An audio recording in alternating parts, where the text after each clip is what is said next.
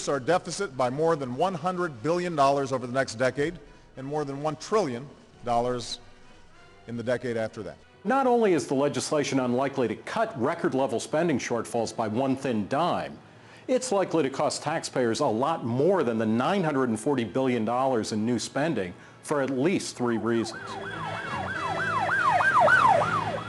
The legislation just passed doesn't include what's known as the doc fix, a permanent upward adjustment to the rates at which Medicare providers are reimbursed.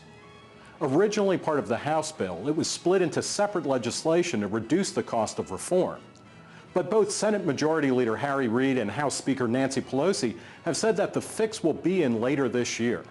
Its cost, says the government, will be $247 billion over the next 10 years, destroying any possible savings from health care reform. In 2006, Massachusetts passed a plan very similar to the one just passed by Congress, including a mandate that everybody buy coverage.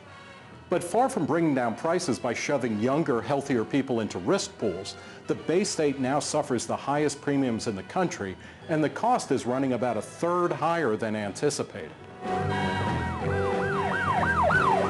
Governments do an awful job of predicting just how much money they're going to spend, especially on medical care. Initial projections of Medicare's costs in its first quarter century were off by a long shot.